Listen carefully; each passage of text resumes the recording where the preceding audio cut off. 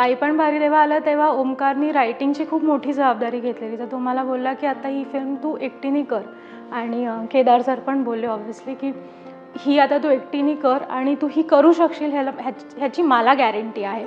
आणि मग महाराष्ट्र शाहीर केली. महाराष्ट्र शाहीर आली याच वर्षी. बाई पण भारी देवा ह्याच वर्षी आली आणि लोकांनी इतका छान प्रतिसाद दिला आहे, इतकं छान वाटतं मला, कारण ती माझी पहिली फिल्म होती. तर माझ्या माहितीत असं पहिल्यांदा घडलं आहे की फिल्ममधले कपडे लोक रेप्लिकेट करतात. म्हणजे मराठी इंडस्ट्रीमध्ये पहिल्यांदा घडलं आहे की बाईपणच्या साड्या लूम्समध्ये लोक प्रोड्यूस करतात. सो ज्या व्हाईट शेवटच्या साड्या आहेत त्या, आणि इट इज एक्स्ट्रीमली ओव्हरवेल्मिंग, कारण मी विचारच नव्हता केलेला. माझ्यासाठी असं होतं की हे छान दिसेल, हे करूया. कधीच विचार नव्हता केला की लोक इतकं रेप्लिकेट करतील आणि त्या साड्या नेसून आणि तसे दागिने घालून ते लोक थिएटरला जातील पिक्चर बघायला.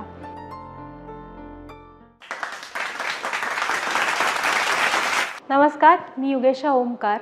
मी मराठी फिल्म इंडस्ट्रीमध्ये कॉस्ट्यूम डिझायनर आहे. बाई पण भारी देवा आणि महाराष्ट्र शाहीर या फिल्मसाठी तुम्ही माझं काम बघितलंच असेल.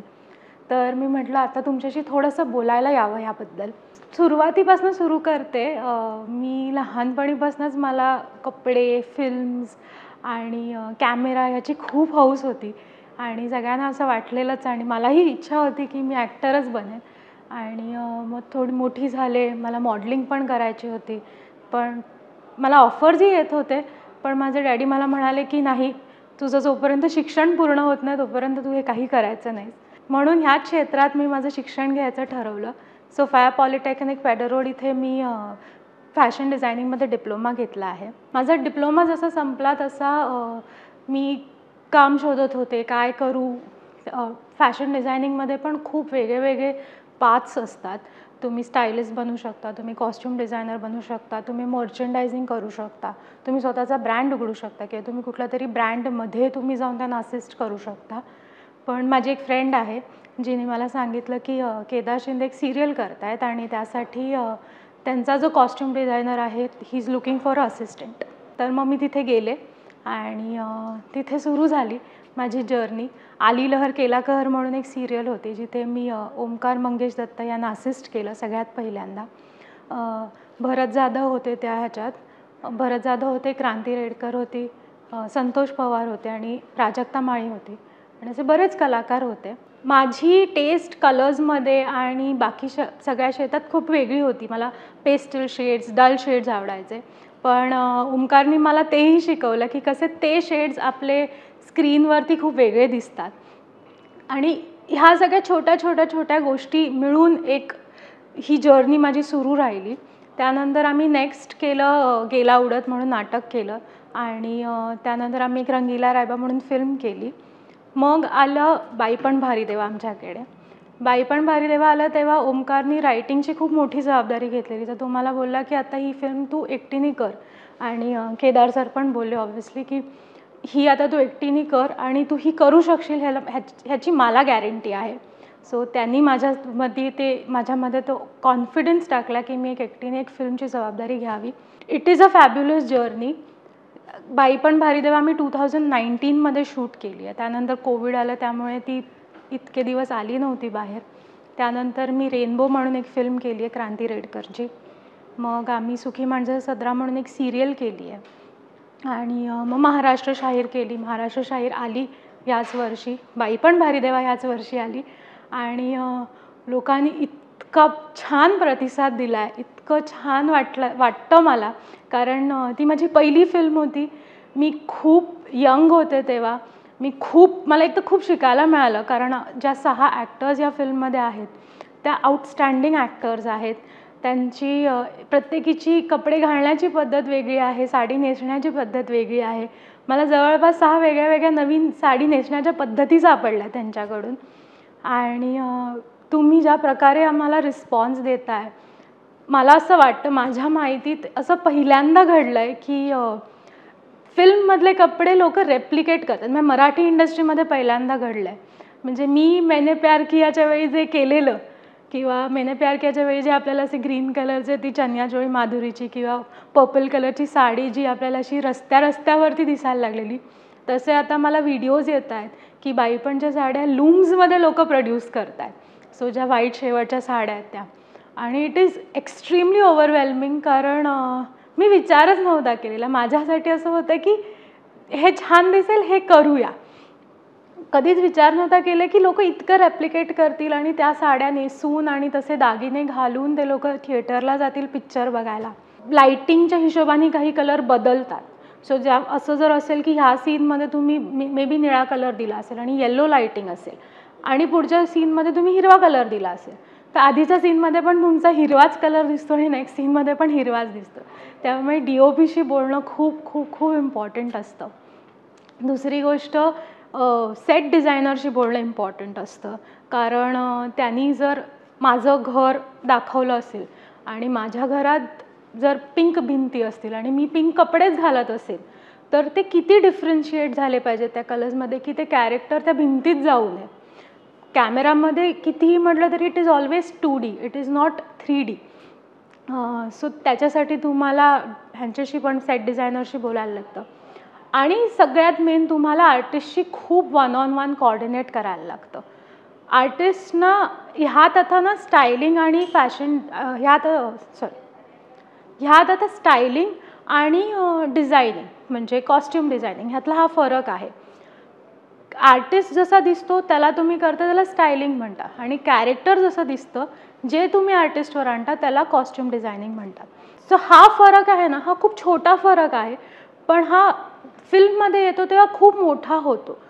आर्टिस्ट जेव्हा तुम्ही कॉस्ट्यूम डिझायनिंग करता तेव्हा आर्टिस्टचं कम्फर्ट आणि ते कुठले त्यांचे काही इनिबिशन्स असतील त्यांच्या बॉडीबद्दल हे समजणं खूप इम्पॉर्टंट असतं. त्यांना तुम्हाला 100 ट्रायल द्यायला लागले तरी द्या, पण त्यांच्या आवडीनुसार तुम्ही जर केलं तर it will become a little more close to styling, जे आपल्याला आय फील तुम्ही अवॉइड केलं पाहिजे कॉस्ट्यूम डिझायनिंगमध्ये. आणि मी हे ऑब्झर्व केलं आहे आणि माझं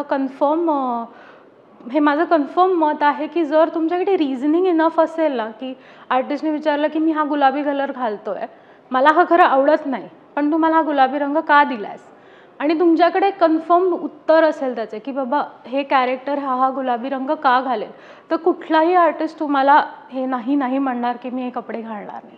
सो तुमच्याकडे तुमचं एक छान रिझनिंग असेल ना कॅरेक्टरला घेऊन, तुम्ही तुमचं कॅरेक्टर 110% समजलं असेल, तर आय थिंक कुठलेही आर्टिस्ट तुम्हाला कधीही नाही बोलणार नाहीत. आता जसं मी आर्टिस्ट कम्फर्टबद्दल बोलले, तुम्ही बघितलंच असेल की सुचित्राताईंनी असे कपडे घातले आहेत की जे तुम्ही अदरवाईज तिच्या अंगावर नाही बघत. सो जेव्हा माझ्याकडे स्क्रिप्ट आली आणि मी ते एक बनवलं पॅटर्न आणि मी माझे ते कपडे लिस्ट डाऊन केलेले, हे घालेल, हे रंग असतील, हे प्रिंट्स असतील, आणि मी केदारजणांना दाखवलं त्यांनी, तर he said okay go head. आणि मग सुचित्राताईला दाखवलं तेव्हा ती म्हणाली बापरे हे कुठे मी घालू, हे मी कसं घालणार. मग मी तिच्याबरोबर बसले, मग तिला एक्झॅक्टली काय कम्फर्टेबल असू शकेल, ठीक आहे मग हा प्रिंट करूया, मग हा कलर नको करूया, मग हा मेकअप पण तिचा बिजार होता, तिचे केस वेगळे होते, सो मग अख्खे केस पिंक नको करूया, मग आपण एक हायलाईट्स लावूया पिंक कलरचे. सो हे जे मॅरेज आहे ना, हे मी बोलते की कॅरेक्टर आणि ॲक्टरच्या मधलं मॅरेज आपल्याला जमलं पाहिजे. आणि मग तिचं ते झालं. आणि इवन वाईल शूटिंग तिला दरवेळेला प्रत्येक वेळेला मला प्रत्येक कपडा ट्रायल करायला लागायचा, कारण तिला डिस्कम्फर्ट नाही द्यायला पाहिजे आपण, कारण ऑब्व्हियसली तिची ॲक्टिंगवरती फरक नाही पडला पाहिजे बिकॉज तिचे कपडे अनकम्फर्टेबल आहेत. पण मग ती ॲक्च्युली ती मला खूप ट्रायल्स द्यायची, मग इथून ऑल्टर कर, मग हे थोडंसं लॉंग कर, मग हे शॉर्ट केलंस तरी चालेल, अशा ह्या छोट्या गोष्टी करून आम्ही दोघींनी ते कॅरेक्टर तुमच्यासमोर आणलं. आणि आत्ताच थोड्या दिवसांपूर्वी सुचित्राताईचा मला फोन आलेला आणि मला म्हणते कशी, काय युगा तू काय केलं आहेस, म्हणजे मी सगळ्यात जास्ती स्केप्टिकल होते माझ्या कॅरेक्टरबद्दल, आणि लोक मला फोन करून माझ्या कॅरेक्टर आणि माझ्या ड्रेसिंगबद्दल हे करतायत, कॉम्प्लिमेंट करतायत, तिच्या मैत्रिणी तिला कॉम्प्लिमेंट करतायत. सोहम पण मला बोलला की मम्माचं कॅरेक्टर खूप छान केलं आहेस, आणि त्यालाही ते खूप आवडलं. So it means the world to me, कारण तिथे ज्या कन्व्हिक्शननी मी त्यांना सांगत होते की हे करूया, कुठेतरी भीती असतेच ना की अरे हे जर चुकीचं दिसलं कॅमेरावरती तर मग हे सगळं बॅकफायर होणार आपल्यावरती. बट लकीली ते नाही झालं. आणि all this again I am saying की ऑल दिस इज बिकॉज की ॲक्टरबरोबर बॅक अँड फोर्थमध्ये हे सगळं चालू होतं की हे कम्फर्टेबल नाही तर हे करूया, ते कम्फर्टेबल नाही तर हे करूया. सो हे बॅक अँड फोर्थ खूप इम्पॉर्टंट असं मला वाटतं. अजून एक गोष्ट ॲक्टरबरोबर मला असं वाटतं की आपण लक्षात ठेवली पाहिजे ती म्हणजे बाउंड्रीज. हे प्रोफेशन खूप इंटिमेट आहे. तुम्हाला त्यांच्या व्हॅनिटीमध्ये जावं लागतं, तुम्हाला त्यांना ट्रायल्स द्यावे लागतात, ते चेंज करत असतात किंवा तुम्हाला चेंजिंगला हेल्प करावी लागते. सो तुम्ही एक मेल असाल आणि तुम्हाला एका फिमेल ॲक्टरबरोबर काम करायचं असेल तर तुम्ही त्यांना किती आणि कसं कम्फर्टेबल करून देताना हे खूप इम्पॉर्टंट आहे. तुमच्या नजरेतनं, तुमच्या बोलण्यातनं, तुमच्या टचमधून तुम्ही त्यांना खूप कम्फर्टेबल करून दिलं पाहिजे. साधी ज्वेलरी पण तुम्हाला त्यांना घालावी लागू शकेल, कधी कधी साडी नेसवायला लागते. बऱ्याच असं झालं आहे की मला एका मेल ॲक्टरला साडी नेसवायला लागली आहे. सो मी हे करू का, मी हात लावू का, मी हे बांधून देऊ का, मी हे घालून देऊ का, अशी छोटे छोटे प्रश्न जर तुम्ही विचारलात आणि त्यांना तुम्ही कम्फर्टेबल करून दिलात ना, तर आय फील मग ते मेल फिमेलचे बाउंड्रीज तिथे संपतात. आणि मग तुम्ही एक प्रोफेशनल, जसे डॉक्टर्स असतात तसे तुम्ही एका प्रोफेशनल काय म्हणते रिलेशनशिपमध्ये शिरता. आणि हे खूप इम्पॉर्टंट असतं कारण तुम्ही एक प्रॉपर कॉस्ट्यूम, तुम्हाला प्रॉपर डिझायनर होण्यासाठी तुम्ही त्यांचे सगळे झालेले ट्रायल्स बघणं खूप इम्पॉर्टंट असतं. कुठल्याही प्रोफेशनमध्ये तुम्ही असाल तर तुम्हाला त्याच्या छोट्या छोट्या डिटेल्स आल्या पाहिजेत असं इम्पॉर्टंट आहे. आणि मला असं वाटतं कुठे ना कुठे ते इम्पॉर्टंट आहे कारण आता मी रेनबो, क्रांतिताईची फिल्म केली रेनबो, ती लंडनमध्ये शूट केली आणि आयत्या वेळेला माझ्या असिस्टंटचा व्हिसा रिजेक्ट झाला आणि ते येऊ नाही शकले आणि ड्रेसमन पण येऊ नाही शकले. त्यामुळे म्हणजे ते असिस्टंट कम ड्रेसमॅन होते माझे, ते येऊ नाही शकले. त्यामुळे मी जेव्हा तिथे गेले तेव्हा एक 25 दिवसाचं शूट मी एकटीने केलं आहे. त्याच्यात 4 ॲक्टर्स आहेत आणि 2 सब ॲक्टर्स आहेत. त्यात मीही ॲक्टिंग पण केलेली आहे. सो आय रिमेंबर की रोज सकाळी मी उठायचो आणि मी इस्त्री करायचे रोज सकाळी, सगळ्यांचे ह्याच्यात रूममध्ये जाऊन ते कपडे द्यायची. मग मी माझा मेकअप करायचे, मग मी माझे कपडे इस्त्री करायचे, मी घालायचे, सेटवरती जायचो आम्ही. तिथे पण मी सतत 24 तास मी I was on my feet आणि मी इस्त्री करत होती, लोकांना देत होती, ज्वेलरी देत होती, ठरवत होते काय आहे. आणि इट वॉज केऑटिक. पण ते 20 दिवस मी जे शूट केलं आहे, 20-25 दिवस, मला असं वाटलं की मी काय अचीव केलं. कारण इट इज व्हेरी डिफिकल्ट. तुम्ही एका वेगळ्या देशात असता, तिथे तुमच्या हाताखाली 100 स्पॉट बॉय नसतात, तुमच्या हाताखाली 100 ड्रेसमन नसतात, तुमचे असिस्टंट नसतात, तुम्ही एकटे असता आणि तिथे तुमच्या प्रत्येक गोष्टी like everything you know is put to taste.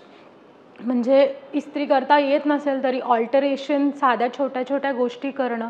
आता ह्या सगळ्या गोष्टी खरं मला येतात खूप. म्हणजे मी सेटवरती पण तुम्ही बघाल मला की माझी एक मशीन असते आणि ऑल्टरेशनमधल्या प्रत्येक गोष्टी मला कळतात, त्यामुळे मला येतात.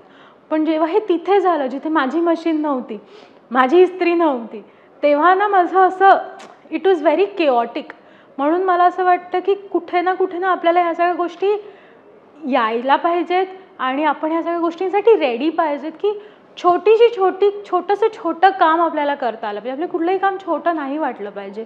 म्हणजे कोणाची तरी चप्पल उचलणे, ती चप्पल पॉलिश करणे, ती चप्पल पुसणे, ह्याच्यात पण आपल्याला छोटं नाही वाटलं पाहिजे. आपण एक कॉस्ट्यूम डिझायनर आहोत. So head to toe everything that comes in an attire is our responsibility. So that chappal is also our responsibility. आणि ती उचलण्यात कधीच आपल्याला लाज नाही वाटली पाहिजे किंवा हे मी कसं करू असं नाही वाटलं पाहिजे. जे नवीन लोक येत आहेत ह्या इंडस्ट्रीमध्ये त्यांच्यासाठी मला एवढंच सांगायचं आहे की like any other industry or like any other corporate office, आपल्याला बॉटमपासूनच सुरू करायला लागतं नेहमी. मी पण जेव्हा पहिल्यांदा आले तेव्हा मला लिटरली असे फक्त ट्रॅव्हलिंगचे पैसे मिळत होते. That was my first show आणि माझ्याकडे काही एक्सपिरियन्स नव्हता. सो काही वर्ष, काही गोष्टी, काही प्रोजेक्ट्स तुमचे इन्व्हेस्टमेंट म्हणून तुमचे असतात ह्या इंडस्ट्रीमध्ये. So start early, try to start early, की तुम्हाला जेव्हा रिस्पॉन्सिबिलिटी नसेल तुमच्या अंगावरती पैशांची, तेव्हा तुम्ही हे स्टार्ट कराल, म्हणजे बाय द टाईम तुमच्या रिस्पॉन्सिबिलिटी येईल तोपर्यंत तुम्हाला पैसे यायला लागतील. दुसरी गोष्ट म्हणजे नेहमी बी क्लिअर इन कम्युनिकेशन. प्रत्येक गोष्टीबद्दल तुम्ही तुमच्या पैशांबद्दल क्लिअर राहा कम्युनिकेशनमध्ये. जसं मी सांगितलं, तुम्ही तुमच्या बाउंड्रीजमध्ये क्लिअर राहा. तुम्ही ह्या इंडस्ट्रीला डेंजरस म्हणतात, but it is as dangerous as you take it. So तुम्ही तुमच्या बाउंड्रीजमध्ये क्लिअर असाल, तुम्ही तुमची स्पेस मेंटेन करत असाल, तर ही काही डेंजरस इंडस्ट्री नाही आहे. तुम्ही तुमच्या पैशांबद्दल क्लिअर असाल, माझे इतके पैसे आहेत, मला या डेटला लागतील, तोपर्यंत कोणी तुम्हाला गंडवू नाही शकत, कोणी तुमचा फायदा नाही घेऊ शकत. आणि चांगलं वागा. इथे माणसाला खूप किंमत आहे या इंडस्ट्रीमध्ये. तुम्ही जितकं चांगलं वागाल, जितकं छान प्युअर वागाल, तितकी लोकं तुम्हाला परत तुमची आठवण काढतील, परत तुम्हाला कामं मिळतील. खूप सॉफ्ट स्पोकन असं नाही, बट खूप नॉर्मली स्पष्टपणे तुमचं मत मांडता येतं, तर तसं मांडा. उगीच चिडचिड, आरडाओरडा करून इथे काही मिळत नसतं. That's it. It is a beautiful industry. It is a beautiful profession. आणि I will welcome you with open hands, की ही इंडस्ट्री खूप छान आहे, तुम्ही या, तुम्हाला तुमचे सगळे ड्रीम्स ही इंडस्ट्री पूर्ण करू शकेल फॉर शुअर. थँक्यू.